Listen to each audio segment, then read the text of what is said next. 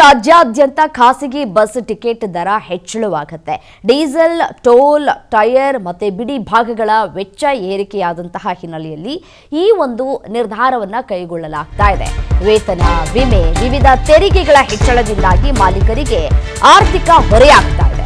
ರಾಜ್ಯ ಸರ್ಕಾರದ 2020ರ ಅಧಿಸೂಚನೆ ಅನ್ವಯ ದರ ಪರಿಷ್ಕರಣೆಗೆ ತೆಗೆದುಕೊಳ್ಳಲಾಗಿದೆ. ಹಾಲಿ ದರದ ಮೇಲೆ -2% ಟಿಕೆಟ್ ದರ ಹೆಚ್ಚಳ ಮಾಡಲಾಗ್ತಾ ಇದೆ. ರಾಜ್ಯ ಬಸ್ ಮಾಲೀಕರ ಸಂಘಗಳ ಒಕ್ಕೂಟದಿಂದ ಅಧಿಕೃತವಾಗಿ ಘೋಷಣೆಯನ್ನ ಮಾಡಲಾಗಿದೆ.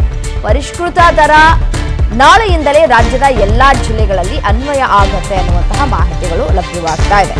ಖಾಸಗಿ ಬಸ್ ಮಾಲೀಕರು ದಿಢೀರನೆ ನಿರ್ಧಾರಕ್ಕೆ ಬಂದಿಲ್ಲ.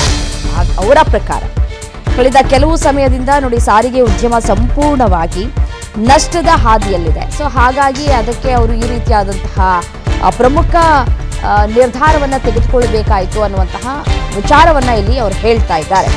ಇಂಧನ ಮತ್ತೆ ಟೋಲ್ ದರ ಹೆಚ್ಚಳವಾಗಿದೆ. ಇತ್ತೀಚಿನ ದಿನಗಳಲ್ಲಿ ನಾವು ಗಮನಿಸ್ತಾ ಇದ್ದೀವಿ, ಯುದ್ಧದ ಪರಿಣಾಮದಿಂದಾಗಿ ಡೀಸೆಲ್ ದರ ಏರಿಕೆಯಾಗಿದೆ. ಇದರ ಜೊತೆಗೆ ಪ್ರಮುಖ ಹೆದ್ದಾರಿಗಳಲ್ಲಿ ಟೋಲ್ ದರಗಳು ಕೂಡ ಬಹಳಷ್ಟು ಹೆಚ್ಚಾಗಿರುವಂತಹ ಹಿನ್ನೆಲೆಯಲ್ಲಿ ನಾವು ಈ ರೀತಿಯಾದಂತಹ ನಿರ್ಧಾರವನ್ನು ಕೈಗೊಳ್ಳಬೇಕಾಯಿತು. ದರ ಹೆಚ್ಚಳ ಮಾಡಬೇಕಾದಂತಹ ಅನಿವಾರ್ಯತೆ ಸೃಷ್ಟಿಯಾಗಿದೆ ಅನ್ನುವಂತಹ ಮಾತುಗಳನ್ನು ಮಾಲೀಕರು ಹೇಳ್ತಾ ಇದ್ದಾರೆ. ಅಂದಾಜಿನ ಪ್ರಕಾರ ನೋಡಿ 500 ಕಿಲೋಮೀಟರ್ ವ್ಯಾಪ್ತಿಯಲ್ಲಿ ಓಡಾಡುವಂತಹ ಒಂದು ಬಸ್ಗೆ ತಿಂಗಳಿಗೆ ಸುಮಾರು 70,000 ರೂಪಾಯಿ ಹೆಚ್ಚುವರಿ ಹೊರೆ ಬೀಳ್ತಾ ಇದೆ ಅನ್ನುವಂಥದ್ದು ಮಾಲೀಕರ ಮಾತಾಗಿದೆ. ಸೊ ಹಾಗಾಗಿ ನೋಡಿ ಬಸ್ ಟೈರ್ಗಳು, ಬಿಡಿ ಭಾಗಗಳು ಮತ್ತು ಮೆಕ್ಯಾನಿಕಲ್ ವೆಚ್ಚ ಇವೆಲ್ಲವೂ ಕೂಡ ವಿಪರೀತವಾಗಿ ದುಬಾರಿಯಾಗಿದೆ. ಪ್ರತಿಯೊಂದರ ದರವೂ ಕೂಡ ಏರಿಕೆಯಾಗಿದೆ. ಸೊ ಎಲ್ಲನೂ ಕೂಡ ಬ್ಯಾಲೆನ್ಸ್ ಮಾಡಬೇಕಲ್ವಾ.